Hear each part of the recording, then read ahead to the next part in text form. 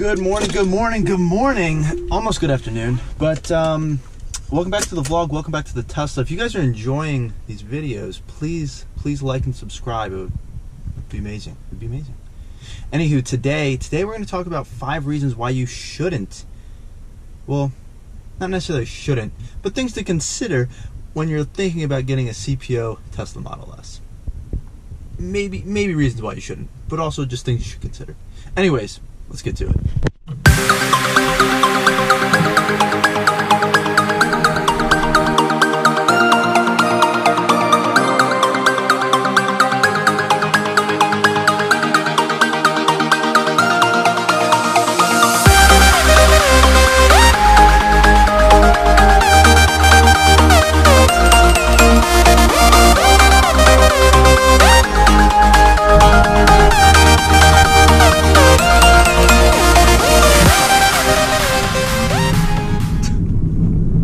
Unbelievable drivers these days.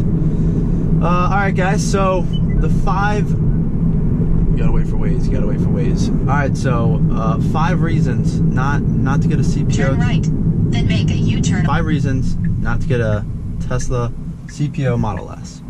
Now the first reason is going to be range. You know, my car charges up to a max of like 255, 258, somewhere in the 250s. So the thing is, depending on what used car you get, you're probably going to get somewhere in the 200s, mid to high 200s.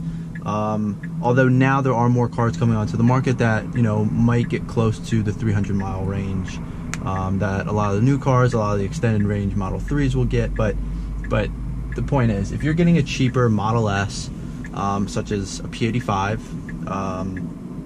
you're realistically only going to get around, you know, 250 some miles.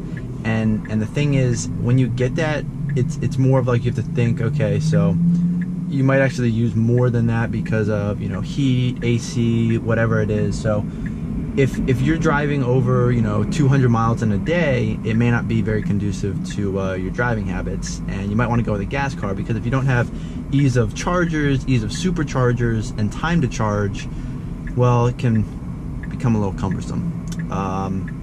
That's where, you know, having a gas car and just pop it to a gas station makes a lot more sense. Alright guys, reason number 2 to not get a CPO is autopilot. Thing is, you can probably find used CPOs, but if they do have autopilot, it's going to be autopilot hardware 1, so AP1, not AP2. And the difference is that Tesla recently, I believe, went to their own sort of autopilot machine learning AI system.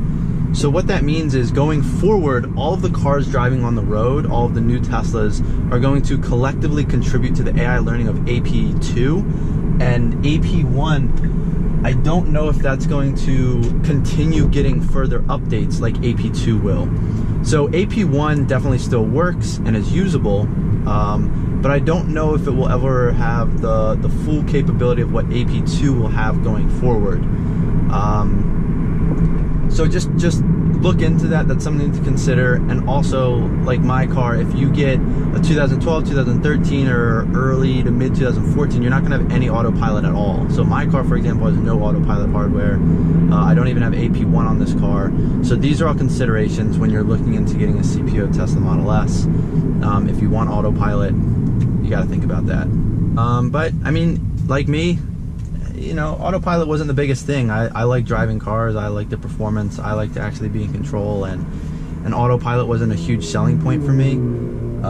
Plus the Roadster's coming out in, you know, or Roadster 2.0, whatever, it's coming out in 2020, so I figure by then I'll just get that car and it'll be fully autonomous, but also have incredible performance and stuff like that. At least that's the hope. I don't know if I can afford it, but we'll see. The third reason is to get exactly what you want. You see, I was limited to you know, in my price range, what I could afford and what I wanted, and I had to wait for the perfect car to come along. And by perfect, I just mean the car that had all the features that I wanted. And because of that, I also got some features that I didn't really want or need, but you know, you can't really pick and choose at that point, because you're picking out of, you know, a selection of used vehicles. So for me, I wanted you know, there was a lot of things that I wanted, but I didn't need the rear-facing child seats. But that obviously came with the car, and it's something that I now have. Whether or not that helps with resale value, I don't know. We'll see. But I didn't need the rear-facing child seats. I wanted a lot of things. I wanted, you know, the sunroof. I wanted the carbon fiber decor. I wanted the black leather seats. I wanted a P85. I wanted the cold weather package, the panel roof, the sunroof. I wanted a lot of those things, and that was great. But the rear-facing child seats, I didn't need. But I'm sure that added to the price that I paid for my CPO vehicle. But you know, it had pretty much every other feature I wanted. However, you know, obviously, if you're making your own car, you don't need to pay for that if you don't need it. And I think at the time it might have been like a $3,000, $4,000, $5,000 option to get that added into the back, because they had to add like a rear bumper reinforcement to the car too. So it wasn't an aftermarket option. You had to do it at time of purchase, something like that.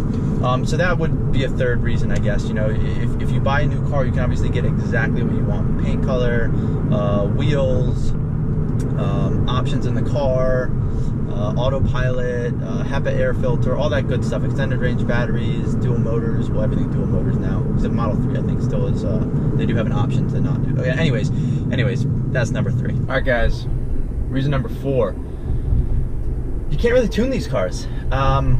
You can modify appearance, how they look, but the problem is that the trim that you buy is the trim that you get, and that's the performance you get.